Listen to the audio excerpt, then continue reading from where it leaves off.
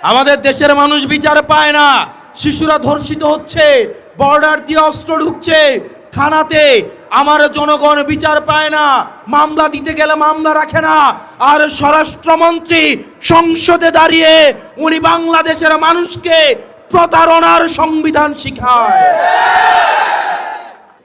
আপনাদের কি অধঃপতন হলে মানুষ আর বিচারও চায় না, কারণ সে জানে বিচার চেয়ে লাভ নাই, কারণ সে বিচার পাবে না।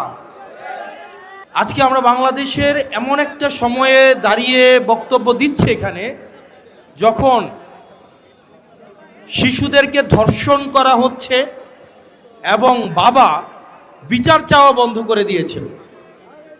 বাবা বিচার চাচ্ছে না কি কারণে?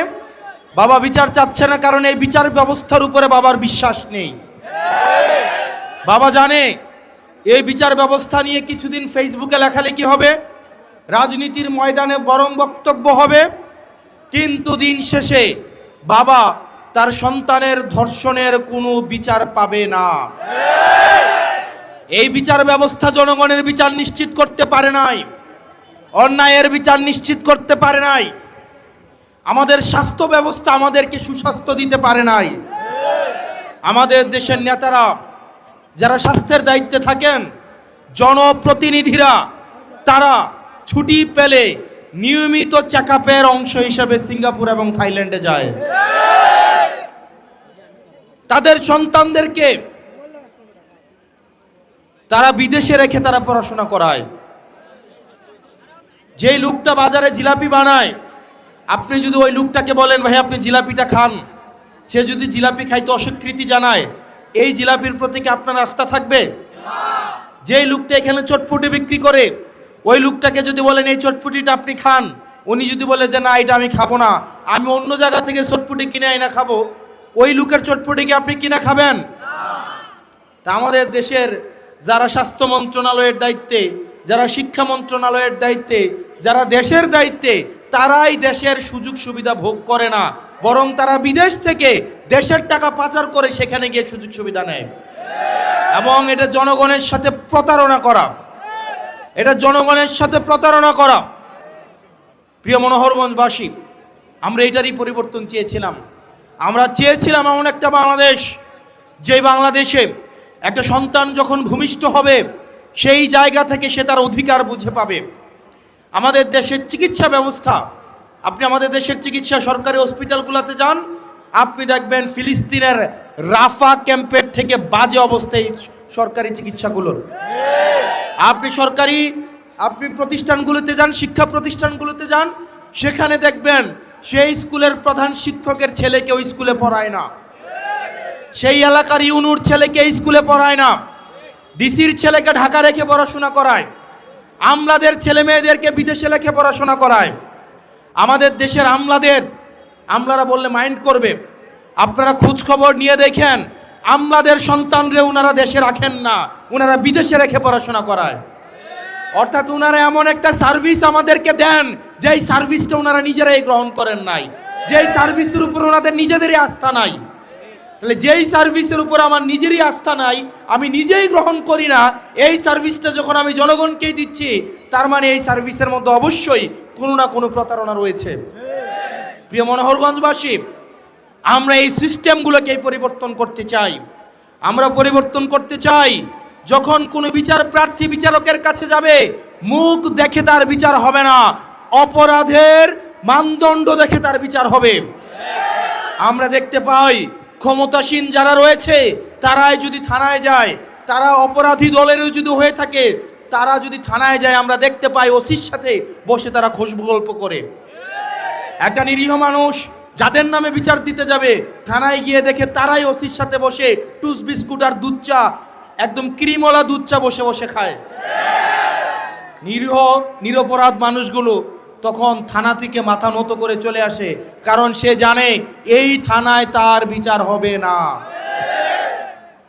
প্রিয় তরুণ প্রজন্ম, আপনারা দেখবেন অনলাইন জুয়া আপনাদের জন্য সহজলভ্য করে ফেলা হয়েছে। বাজারে বাজারে অনলাইন জুয়ার সয়লাভ, অনলাইন জুয়া দিয়ে তরুণ প্রজন্মকে নষ্ট করে ফেলা হয়েছে। বর্ডারগুলোকে উন্মুক্ত করে দেওয়া হয়েছে। এই বর্ডারে মাদকের উন্মুক্ত প্রসারের মধ্য দিয়ে আমার তরুণ প্রজন্মকে নষ্ট করে ফেলা হচ্ছে।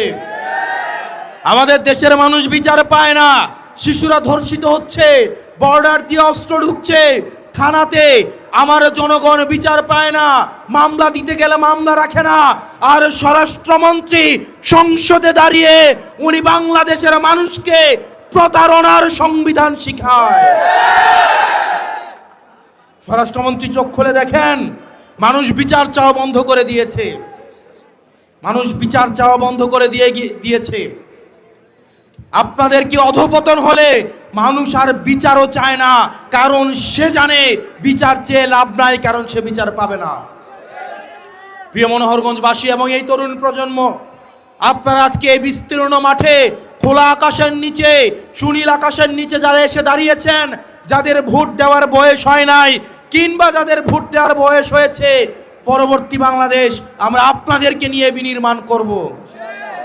যেই বাংলাদেশের থানায় গেলে তার রাজনৈতিক পরিচয় জানতে চাওয়া হবে না, যেই বাংলাদেশে চাকরি পেতে হলে মামা চাচা এবং রাজনৈতিক দলীয় পরিচয় থাকা লাগবে না, যোগ্যতার ভিত্তিতে এই বাংলাদেশের প্রত্যেকটা নাগরিক চাকরিতে, মেধায়, নেতৃত্বে এবং রাজনৈতিক নেতৃত্বে আসতে পারবে।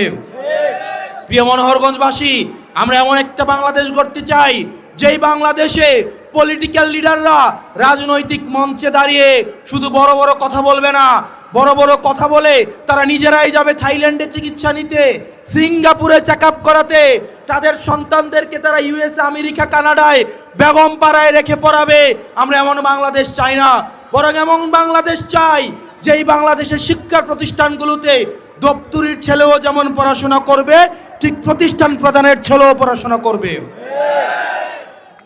এই বাংলাদেশ যদি আমরা বিনির্মাণ করতে চাই, তাহলে সেক্ষেত্রে মত পার্থক্যের ঊর্ধ্বে উঠে, বিভাজনের ঊর্ধ্বে উঠে আমাদেরকে ঐক্যবদ্ধভাবে এই বাংলাদেশ বিনির্মাণের দিকে যেতে হবে। প্রত্যেকটা নাগরিকের মর্যাদা আমাদেরকে প্রতিষ্ঠিত করতে হবে। এবং আমার সামনে যে উদ্দীপ্ত তরুণ সমাজ রয়েছে, আপনাদের সামর্থ্য, শক্তি এবং উদ্দীপনাকে কাজে লাগাতে হবে। আমরা অতীতের রাজনীতিতে দেখেছি তরুণদেরকে লাঠিয়াল বাহিনী হিসাবে ব্যবহার করা হয়। আমরা চাই না তরুণরা কেবল লাঠিয়াল বাহিনী হিসাবে ব্যবহার হোক, আমরা বরং চাই তরুণরা নীতি নির্ধারণী পর্যায়ে থাকবে। তরুণদের আমরা চাই পরবর্তী বাংলাদেশ বিনির্মাণের যে অঙ্কর, সেটা তারা নিয়ন্ত্রণ করবে ইনশাআল্লাহ। প্রিয় মনোহরগঞ্জবাসী, আমাদের এনসিপির নেতৃত্বে আমরা পরবর্তী বাংলাদেশ বিনির্মাণের জন্য প্রত্যেকটা উপজেলায় উপজেলায়, প্রত্যেকটা ওয়ার্ডে ওয়ার্ডে, প্রত্যেকটা ইউনিয়নে ইউনিয়নে আমরা আমাদের এনসিপির এই সাংগঠনিক কার্যতৎপরতা আমরা ছড়িয়ে দেব ইনশাআল্লাহ।